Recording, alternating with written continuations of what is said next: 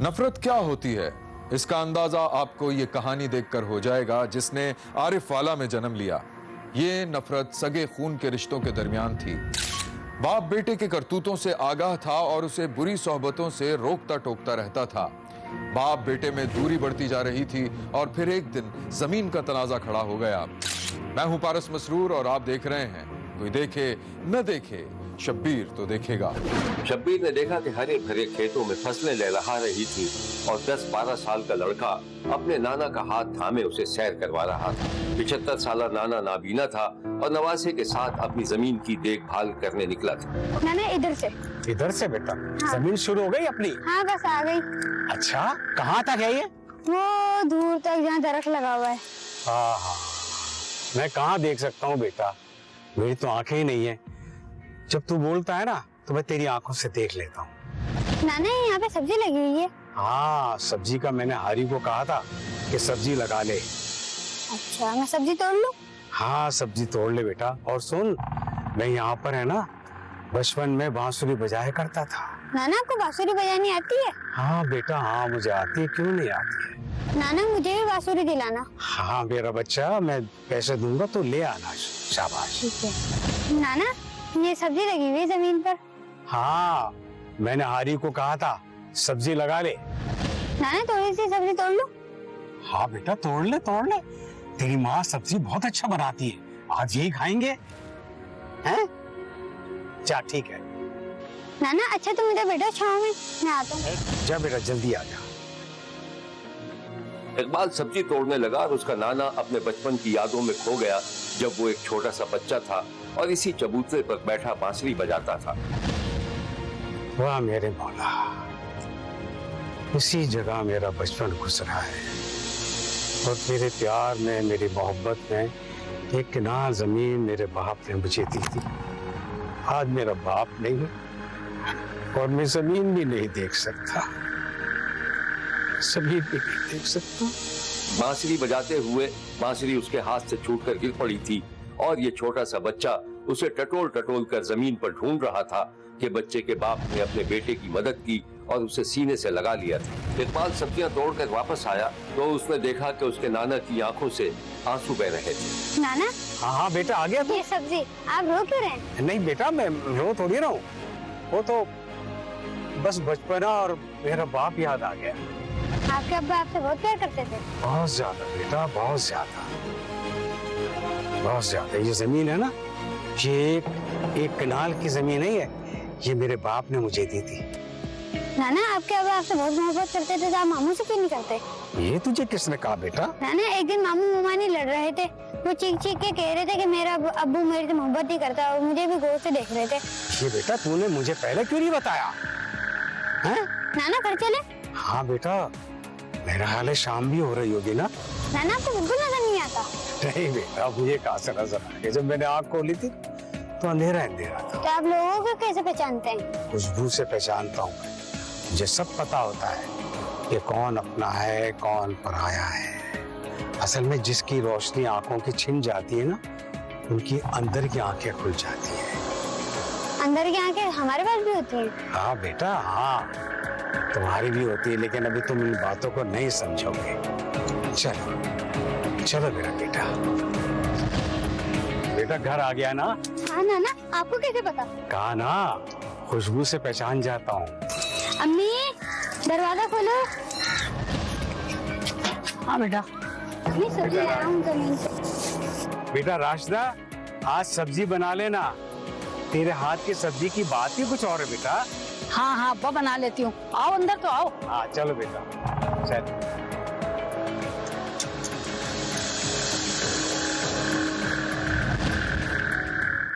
अरे इकबाल बेटा, रास्ते में मामू मिले थे? नहीं तो। क्यों, क्या हुआ? अब्बा क्या बताऊं, बोल ना। अब्बा भाई कह रहा था कि तुम अपनी जमीन इकबाल को देना चाह रहे हो। काले कुत्ते को दूं? वो कौन होता है वो? क्या मतलब है उसका? है? एकदम आवारा है, बहुत आवारा है वो, नाखलक है वो। मुझे तो लगता ही नहीं है कि वो मेरा बेटा है। तू फिक्र मत कर, आने दो उसे, मैं देख लूंगा। नाना मैं बात लेने जाऊँ? हाँ हाँ बेटा जा, 1 मिनट।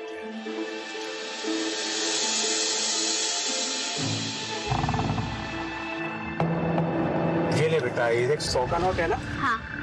जा शाबाश, जा। अरे इकबाल, कहाँ जा रहा तू नाना से पैसे लेकर? बांसुरी लेने जा रहा हूँ, नानी की तरह बजाऊंगा। अब्बा क्यों इसकी आदत बिगाड़ रहे हो? अरे मेरी जिंदगी है ये, मेरा बेटा है, पक्का बेटा, सच्चा सा, प्यारा सा। आओ आओ अब्बा, अंदर आओ, आ जाओ।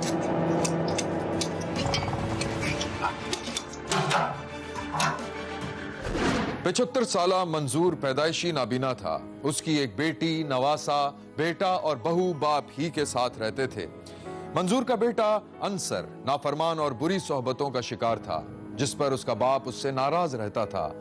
मंजूर का बेटा अपनी बीवी से भी लड़ाई झगड़ा करता था, जिस पर उसकी बीवी भी उसे छोड़कर चली गई थी।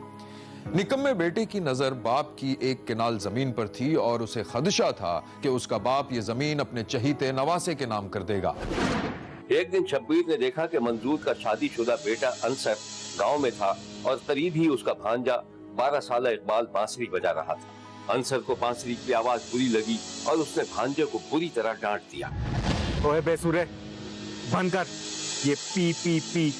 1 घंटे से तू बजा रहा है, सर में दर्द हो गया मेरे। तो क्या हुआ मामू, नाना भी तो बजाते हैं। तो उसके सर पे जाकर बजा। इकबाल नजदीक आया और मामू के मुंह पर बांसुरी बजाकर भाग गया, जिस पर मामू भड़क उठा और उसे पकड़ने के लिए दौड़ा। लड़के को ठोकर लगी और वो गिर पड़ा। बहुत अच्छा हुआ तेरे साथ। मामू घुटना। मामू ने भांजे की बांसुरी तोड़कर फेंक दी। खुद उठ, तेरी बांसुरी की भी ऐसी की तैसी। मेरे घुटना। मामू, मेरे घुटने में लग गई। अम्मी, नाना, मेरे घुटने में लग गई। माँ ने बेटे को सहारा देकर उठाया। आई मेरा बच्चा, मेरा लाल, क्या हुआ? अरे अब्बा, ये गिर गया, घुटने में लग गई इसके। क्या हुआ इकबाल? ये तो इकबाल की आवाज है। अब्बा, इसके घुटने में लग गई। किसने लगाई? क्या हुआ? अम्मी, मैं बांसुरी बजा रहा था, मामू को गुस्सा आ गया और मैं भागा तो मैं गिर गया। उन्होंने बांसुरी भी तोड़ दी। अंसर, ओ बेगैरत, तूने मेरे बच्चे का घुटना तोड़ दिया, उसकी बांसुरी तोड़ दी। इतना हसद करता है तू? जा बेटे से अंदर ले जा, हल्दी का लेप लगा, ठीक हो जाएगा मेरा बच्चा। चल बेटा चल, आ जा। अंसर जरा फासले पर बैठा बाप की कोशिश सुन रहा था। उसे गुस्सा आ गया और वो उठकर बाप के सामने आ गया। अब बाप बेगैरत मैं नहीं तो कौन है तेरा बाप? पूरे बच्चे से इतना हसद करता है, उसकी बंसरी तोड़ दी। अब्बा एक बात कान खोल कर सुन ले, ये जो तू जमीन के चक्कर में लगा हुआ है ना कि मैं नवासे को दे दूंगा, ये मैं होने नहीं दूंगा। अच्छा, तो मुझे धौंस दे रहा है, मुझे धमकी दे रहा है। या अल्लाह, रहम कर मेरे मौला, ऐसी औलाद से तो ना औलाद होना बेहतर है मेरे परवरदिगार। बेटे ने गुस्से में जाते जाते बाप के हाथों से लाठी छीनकर फेंक दी और उसका बाप परेशान।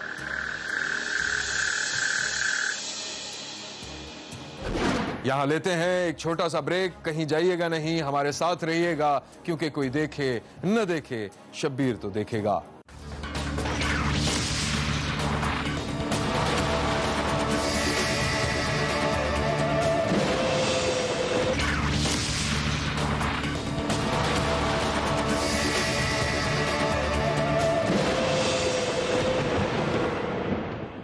जमीन के मसले पर बाप बेटे में दूरियां बढ़ती जा रही थीं और बेटा अपने भांजे से शदीद हसद करने लगा था। दोनों की उम्रों में 10-12 साल का फर्क था। झगड़ा ज्यादा बढ़ा तो गांव के बुजुर्गों ने पंचायत बुला ली। शब्बीर ने देखा कि अंसर का नाबीना बाप पंचायत में बोल रहा था। ये जो बढ़ बढ़ कर बोल रहा है ना, इससे पूछो कि मैं इसका क्या लगता हूँ। अगर बाप लगता हूँ तो तमीज सीखे बात करने की। इसने कभी तमीज से बात नहीं की, हमेशा सलाह लगती है मेरे साथ। बदतमीज, बेगैरत, मैं इसको किसी भी सूरत में, इस बदकिरदार को 1 पैसा नहीं दूंगा। अपनी जमीन का कोई हिस्सा, कोई पैसे नहीं दूंगा। हाँ बोल भाई अंसर, सुनाई दे रहे तुम्हारा बाप क्या कह रहा है? इसका दिमाग खराब हो गया। अब आप ही बताओ, इसका एक ही बेटा हूं मैं, तो जमीन किसके हक में हुई? इससे पूछो कि इसने कभी अपने बाप को 1 गिलास पानी पिलाया है? वो तो मेरा नवासा है, जो मुझे कदम कदम पर सहारा देता है, मेरे साथ रहता है, मेरी जिंदगी बना हुआ है, और ये उससे हसद करता है, उसे मारता है, पीटता है। ये अपनी बीवी के हाथ पांव तोड़ दिए इसने, और लोगों से कर्ज लेकर लाखों रुपए का खा गया ये। मैं इससे एक पैसा नहीं दूंगा, एक कौड़ी नहीं दूंगा, नहीं दूंगा, नहीं दूंगा, नहीं दूंगा। हाँ, बाप का पुख्ता इरादा देखकर अंसर शदीद गुस्से में वहां से चला गया। सीधा अपने घर पहुंचा। भांजे ने दरवाजा खोला तो उसे धक्का देकर गिरा दिया। भांजा गिर गया तो अंसर की बीवी दौड़ती हुई आई और बच्चे को उठा लिया। इकबाल सहम कर भाग गया। अंसर की बीवी उसके सामने डट गई। अरे हाय, क्या हो गया? क्यों धक्का दिया है बच्चे को? लगी तो नहीं बेटा? अंदर। क्या पागल हो गए हो? ये क्या हरकत थी? अब्बा जी को पता चल गया ना तो एक बवाल खड़ा कर देंगे। भाड़ में जाएं तुम और अब्बा, तुम दोनों को जान से मार दूंगा। इतने तुम गैरतमंद हो ना, मर्द के बच्चे हो। मुझे हाथ लगा के दिखाओ।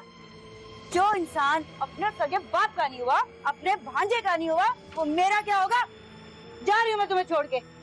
तो जाओ, मरो जाकर जहां तुमने जाना है। मुझे तुम्हारी कोई परवाह नहीं। अल्लाह जाने किसका गुस्सा ये आदमी हम पे उतार रहा है। अपने अंधे बाप का गुस्सा निकाल रहा हूँ। देखो, शुक्र है अल्लाह ने आंखें नहीं दी, वरना पता नहीं क्या करता वो। और शर्म कर, शर्म। ऐसा क्या कर दिया फिर अब्बा जी ने? अब्बा जी? वाह, तुम्हारे अब्बा जी ने पंचायत में मुझे गालियां दी है, बद किरदार और बदमाश बोला है मुझे। ये किया तुम्हारे अब्बा जी ने। हाँ, तो कौन सा बुरा कहा, कौन सा झूठ कहा? सही तो कह रहे हैं। तुम हो नहीं एक नंबर के आवारा, बदमाश, बेगैरत इंसान। अच्छा चलो ठीक है, मैं बेगैरत। हाँ, मैं बिल्कुल हूँ। मुझे पैसों की जरूरत है, तुम्हें बाजार में बेच दूं, ये ठीक है? ये जुबान काट के ना हाथ में दे दूंगी। मुझे उन औरतों में से ना समझना जब तुम जैसे बेगैरतों से डर जाती हैं। आई समझ? मैं जा रही हूँ तुम्हें छोड़ के, और अगर मेरे पीछे आए तो मुझसे बुरा कोई नहीं होगा। हटो। अंसर ने बीवी को घर के बाहर धक्का देकर दरवाजा बंद कर दिया।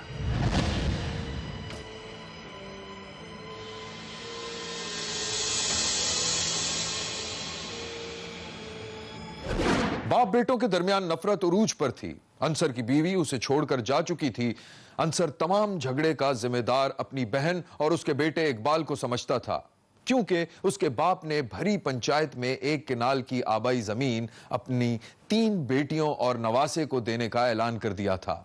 12 साला नवासा अब मामू की निगाहों में बुरी तरह खटकने लगा था। अंसर को बाप ने घर से निकाल भी दिया था, लेकिन वो हर दूसरे रोज घर के दरवाजे के बाहर आकर बाप को गालियां देता था। शब्बीर ने देखा कि अंसर दरवाजे पर खड़ा बाप और भांजे को बातें सुना रहा था। एक लात मारूंगा ना तो दरवाजा टूट जाएगा। शराफत से दरवाजा खोलो, वरना मुझसे बुरा कोई नहीं होगा। खोल। उधर घर के अंदर नाबीना बाप परेशान था। बेटी, ये देख तेरा बदमाश गुंडा भाई क्या बकबक कर रहा है। इसको के यहाँ से निकल जा, वरना पुलिस को बुला लूंगा। अब तुम परेशान नहीं हो, बक बक करके चला जाएगा, मैं देखती हूँ।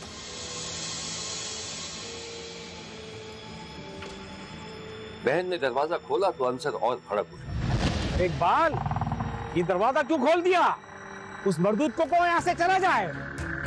क्या है? ये सब तेरी वजह से हो रहा है। तेरी नजर है अब्बा की जमीन पर, लेकिन ये मैं होने नहीं दूंगा।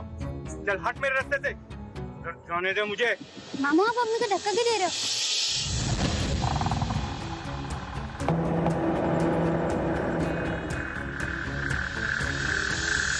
मैं नहीं जाऊंगा, तुम लोग जाओ। नाबीना बाप ने लाठी उठाकर हवा में घुमाई, लेकिन वार खाली चला गया। वाह, शराफत से मेरी बात सुन ले। ये जमीन मेरे नाम कर दे, वरना मुझसे बुरा कोई नहीं होगा। क्या करेगा तू? मारेगा? हैं? मारूंगा नहीं, बल्कि जान से मार दूंगा। अब्बा, अब्बा तुम अंदर आओ। अब्बा चलो तुम। बेटी बाप को जबरदस्ती खींचती हुई अंदर ले गई और बाप को एक कमरे में बंद कर दिया। ये जमीन तो मैं तुमसे लेके रहूंगा। खबरदार भाई, अगर तुमने कुछ भी किया तो। अंसर ने अब एक खतरनाक प्लान बना लिया था। वो नफरत के शोलों में जल रहा था। अब उसके लिए बाप, बहन और भांजा खुले दुश्मन थे। उसका खून सफेद हो चुका था। एक दिन शब्बीर ने देखा कि रात के वक्त अंसर का बाप आंगन में सो रहा था। अंसर ने खामोशी से दीवार फलांगी और दबे पांव बाप की चारपाई की तरफ बढ़ने लगा। बाप की चारपाई के नजदीक जाकर वो एक लम्हे के लिए रुका। बाप की सफेद दाढ़ी चांदनी में चमक रही थी। फिर शब्बीर ने देखा कि उसने अपनी चादर में से एक बड़ा सा छुरा निकाला जो चमक रहा था। अब वो आहिस्ता आहिस्ता झुका। अचानक अंधेरा सा हुआ। बाप की आवाज गूंजी, कौन कौन, और फिर वो आवाज खामोश हो गई। अंसर की आंखों से खौफ और वहशत टपक रही थी और वो उनके कदमों दीवार की तरफ बढ़ता दिखाई दिया। उस रात बदबख्त बेटे ने अपने नाबीना बाप को कत्ल कर दिया था। सिर्फ कत्ल ही नहीं किया था, बल्कि बाकायदा इंतहाई बेदर्दी से उसकी गर्दन काट कर अलग कर दी थी और फरार हो गया था। पुलिस ने 2 घंटे के अंदर ही मुलजिम को गिरफ्तार कर लिया। मेरा प्यो ने FIR में गवाह हां मोहम्मद अंसर ने अपने वालिद साहब ਨੂੰ ਜ਼ਮੀਨ ਦੀ ਜਾਇਦਾਦ ਦੀ ਖਾਤਰ ਇੱਕ ਕਨਾਲ ਦੀ ਖਾਤਰ ਆਪਣੇ ਵਾਲਿਦ ਨੂੰ ਕਤਲ ਕਰ ਦਿੱਤਾ ਜਿਹੜਾ ਕਿ ਉਹਨੇ ਸਰ ਕੰਨ ਤੋਂ ਜੁਦਾ ਤੇ ਟੋਕੇ ਦੇ ਵਾਰ ਕਰਕੇ ਕਰ ਦਿੱਤਾ। ਲਿਹਾਜ਼ਾ ਮੇਰੀ ਅਪੀਲ ਹੈ ਬੜੇ ਅਫਸਰਾਂ ਦੇ ਕਿ ਇਹਦਾ ਇਨਸਾਫ ਕੀਤਾ ਜਾਵੇ और ਜਿਹੜਾ ਮੁਲਜ਼ਮ ਹੈ ਉਹਨੂੰ कैसे किरदार तक पहुंचा। वो जगह है जहाँ पे मुल्ज़िम अंसर ने अपने बाप मंजूर जो नबीना था उसको लेकर आया था। इसी कनाल की जो जमीन है जो वो अपनी बेटियों को देना चाहता था, लेकिन मुल्ज़िम अंसर ने इसी रंजिश की बिना पर इधर ही आकर इस जगह पे इसको कत्ल किया और इसका सर गर्दन सलैदा कर दिया टोके के बाद। 8 सितंबर को ये अमरनाक वाक़या रंशा थाने की हदूद में पेश आया, जिसमें एक नाखल्फ बेटे अंसर ने अपने वालिद मंजूर को टोके के वार से कत्ल कर दिया और उसका सर तन से जुदा करके उस वहां से मौके से फरार हो गया। इसके फौरन बाद पुलिस जाए वकूआ पर पहुंची, तमाम शवाहिद इकट्ठे किए। मुकदमा दर्ज करने के बाद अंसर की गिरफ्तारी अमल में लाई गई और उसने दौरान तफ्तीश इंकशाफ किया कि उसका वालिद के पास जो प्लॉट था वो अपने भांजे इकबाल को देना चाहता था, जो उसकी देखभाल करता था, और उसने इस रंज की बिना पे अपने बाप का इंतहाई बेदर्दी से कत्ल कर दिया। शब्बीर ने देखा कि मंजूर का 12 साला नवासा रात की तारीकी में उसी चबूतरे पर बैठा बांसुरी बजा रहा था और उसकी आंखों से आंसू जारी थे। देखते रहिए, क्योंकि कोई देखे न देखे, शब्बीर तो देखेगा। यहाँ हमारे प्रोग्राम का वक्त खत्म हुआ। अगले हफ्ते फिर हाजिर होंगे इसी वक्त सिर्फ एक्सप्रेस न्यूज पर। देखना मत भूलिएगा, क्योंकि कोई देखे न देखे, शब्बीर तो देखेगा।